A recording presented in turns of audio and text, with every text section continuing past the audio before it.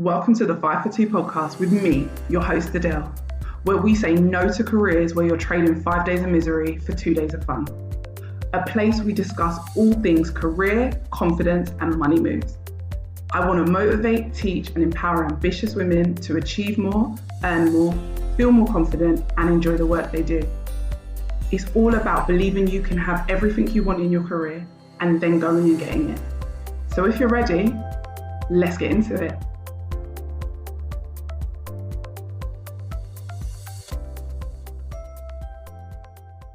Hey guys, I'm actually really excited to record this episode, and it's not even going to be a long one. I was literally about to go and brush my teeth and I just read a comment on LinkedIn and it just had my brain working. And you know, when you're at your most relaxed, sometimes you get your best downloads. So from the title of the show, you already know what I'm about to talk about. But guys, entry-level roles are not the devil. I see so many people say they want to change industry and they're trying and they're struggling, but they keep saying, I will never take an entry-level role because it's starting from scratch. I refuse to start from scratch. I've got too much experience. I shouldn't have to start from the beginning. It's just not what I want. It's not a part of my goals. But let's break your goal down. The goal is to change industry so you can start doing something you enjoy. And do not get me wrong, I don't believe you have to get an entry-level job to switch industry. I've helped so many clients switch industry, double their salary, not have to start at entry level. However, I want you to get this out of your head. Entry level does not mean starting at the beginning. You're not starting over. You're never starting over because you already have all these skills that you take everywhere with you. So you're never starting from scratch. You're starting fresh, but you're not starting from scratch. The reason I said entry-level roles are not the devil, entry-level roles are literally how I got started with my career change. Literally, that's how I started. I started with an entry-level role. 4 weeks later, a lot of you who follow me already know this, but 4 weeks later, I got promoted. And that's what you call having a plan.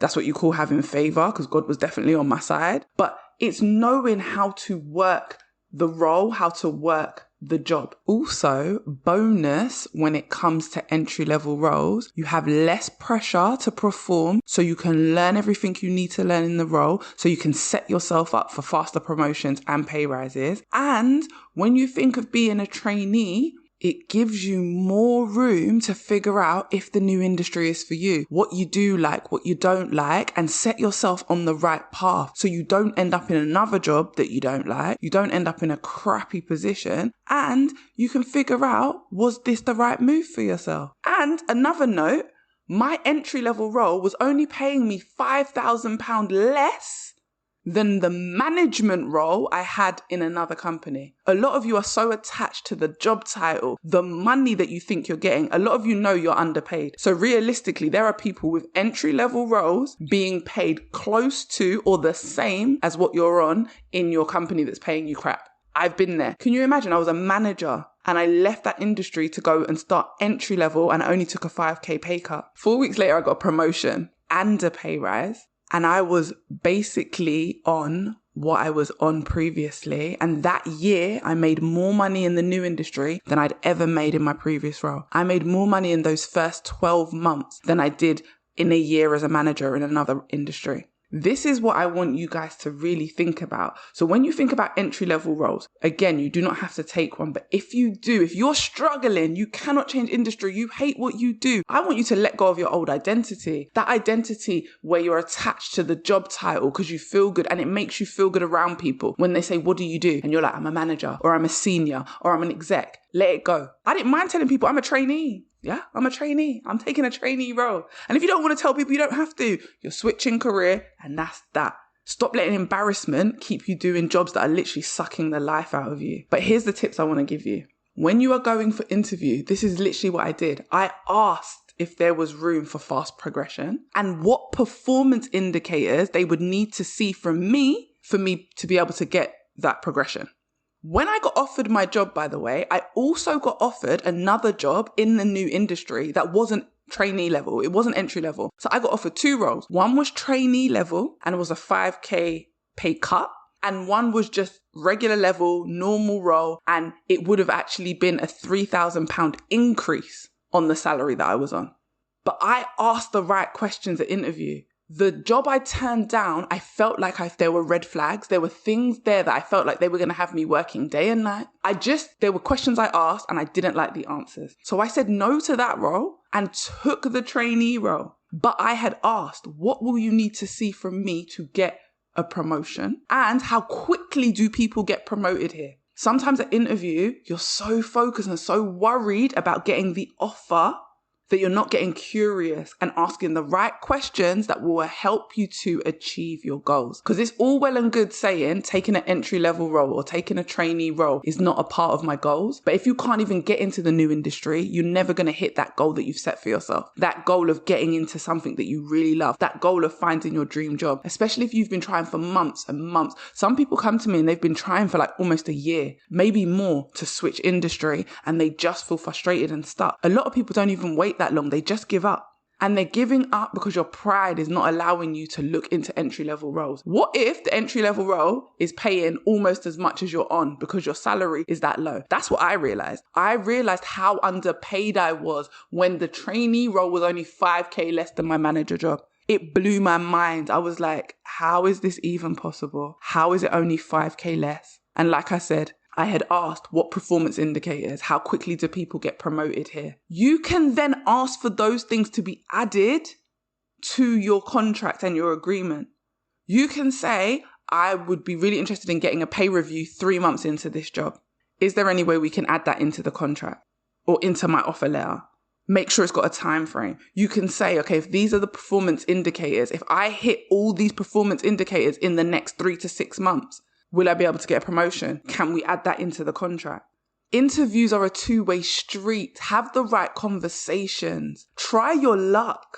Don't just take what's given to you. See what else you can get. Negotiating isn't just about money. You can negotiate things into your contracts, even at entry level. Also, you can negotiate your salary at entry level. I didn't go there and just accept the basic trainee role. I negotiated. I asked for a bit more because I have transferable skills. But some of you aren't even looking at entry level roles. And this goes back to what I said previously. Some companies' maximum salary is another company's minimum. So where some people have the manager title or the senior title, they go to another company and regular execs, trainees are being paid the same or more than them. I really want you guys to let that sink in just for a minute, because that was my reality. I really was underpaid as a manager, and I really realized how underpaid I was. I already knew I was, but I realized how underpaid I was when a trainee role offered me £5,000 less. That was it. 5K is not a lot. 5K a year, that's not a lot. I wasn't losing that much money. I'd made sure I'd saved up a certain amount. I was ready for this new industry. And 4 weeks in, I got that promotion. I got that pay rise. Have a plan. Where you start isn't where you finish. What if you take a trainee role now and in 6 months from this moment, you're earning more than you was in your last job. You're enjoying what you do. You're actually lit up and you're happy to get up on a Monday morning. You don't see your job as this stressful place. All because you realize that entry-level roles are not the devil. So if you're currently trying to change industry and you feel stuck, start looking at those entry-level roles. Remember, you can negotiate salary. You do not have to start over. Start highlighting those transferable skills, because that's what's going to get you into the new industry. Really understanding how to communicate your transferable skills and what they're able to deliver. That's what's going to help you switch.